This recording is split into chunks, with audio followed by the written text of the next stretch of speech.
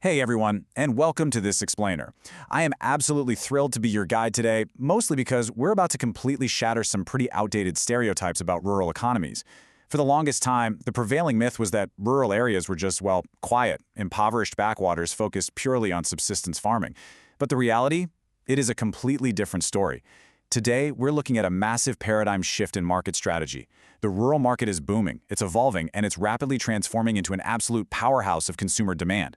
By the time we wrap up this explainer, you're going to see exactly why the future of commerce is aggressively moving way beyond city limits. Okay, let's dive into this with a number that should make literally every marketer and business strategist sit up and take notice. 19%. That is the massive yearly growth rate of rural per capita consumption we've been seeing recently. And what's truly staggering about this statistic is that this 19% actually outpaced the consumption growth in urban centers. The rural consumer is spending more, they're upgrading their lifestyle, and they are doing it faster than their city-dwelling counterparts. No joke. And we aren't just relying on one isolated stat here. A recent Crystal study actually confirms this exact trend. Rural per capita consumption outpacing urban growth is a fundamental paradigm shift. We are no longer talking about some secondary market where you can just dump leftover urban products. Absolutely not. We are talking about a primary driver of overall economic growth. The buying power is shifting, and those old, outdated assumptions about where demand is coming from, they are officially obsolete. The stakes we're talking about here are just staggering. 65% of India's population lives in rural areas. Let's put that into perspective for a second. That's 740 million people spread out across roughly 640,000 villages. When you combine that massive scale with the rising purchasing power we just discussed, you aren't just looking at a demographic statistic anymore. You are looking at an absolute, largely untapped goldmine for goods and services. Let's take a quick look at how this all built up historically, just to ground ourselves in how we actually arrived at today's booming landscape. Before 1960, the rural market was highly unorganized and mostly relied on an agricultural barter system that was heavily dominated by local moneylenders. Then, from 1960 to 1990, the Green Revolution hit. That brought scientific farming, high-yield seeds, and some sudden agricultural prosperity. Farmers started buying tractors, fertilizers, and consumer goods. Finally, post-1990 and carrying right into today, economic reforms and incredible advancements in technology sparked a tech-driven e-commerce era, literally morphing these villages into highly connected consumer hubs. Section 1. Market Evolution and Tech, the Digital Catalyst. So why is this massive boom happening right now? Well, the answer is digital connectivity finally meeting physical infrastructure. We're seeing soaring mobile phone penetration and rapidly growing internet usage. In fact, rural internet usage has been growing even faster than in urban centers. Couple that with the massive adoption of UPI and digital wallets, which make transactions completely seamless and secure, and on the physical side of things, improved national highways have dramatically reduced the transit time between major cities and remote villages. The barrier to entry has essentially been demolished. Section 2. Meet the rural consumer. And this brilliantly illustrates why just copy-pasting an urban strategy into a rural market is going to completely fail. Just look at the contrast. Urban consumers are generally highly individualistic, right?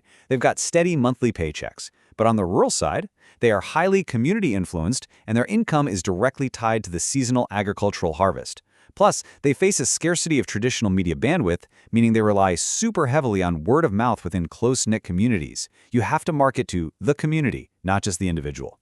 So this gives us the new rural profile. Today's rural consumer is incredibly aspirational, but they demand true value for their money. They're heavily influenced by local leaders, health workers, and teachers. And while they're absolutely stepping up to demand premium, branded goods, think smartphones, cosmetics, white goods, they also fiercely retain their traditional cultural values. They want the absolute best of modern quality, but it has to be relevant to their localized way of life. Section 3. The 4A Strategy, the Marketing Playbook. Now put yourself in the shoes of a rural marketer for a second, because we're opening up the ultimate playbook here. What's really fascinating is that we basically have to throw out the traditional urban marketing rulebook. In business school, everyone learns the 4 Ps, right? Product, price, place, promotion. But in rural marketing, the 4 Ps are out and they are replaced by the 4 As. This is basically your essential memory hook and the absolute foundational framework for building any successful rural strategy. The first A is affordability. Remember how we just talked about seasonal incomes? Well, brands absolutely must align their pricing with that fluctuating harvest-dependent cash flow. And listen, this doesn't just mean making things cheap. It means creating smart packaging, offering credit facilities, or aligning major promotions with post-harvest festival seasons when consumers actually have cash in hand. Moving on, the second A is acceptability. The product actually has to work in a rural environment. It needs to be rugged, durable, and specifically designed for realities like frequent power cuts or heavy dust. But it also means cultural acceptability. Are the flavors, the colors, and the branding appropriate and appealing to local traditions? Because if the product isn't acceptable in both utility and culture, it simply won't sell.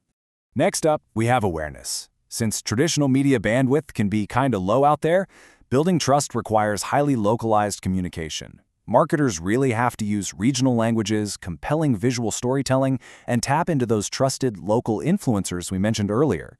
Honestly, if the local village head or a trusted peer recommends a product, that word of mouth is way more powerful than any glossy television commercial. And finally, the fourth A is availability. This is probably the toughest hurdle of the whole shebang. It is the massive logistical effort required to conquer the last-mile delivery challenge.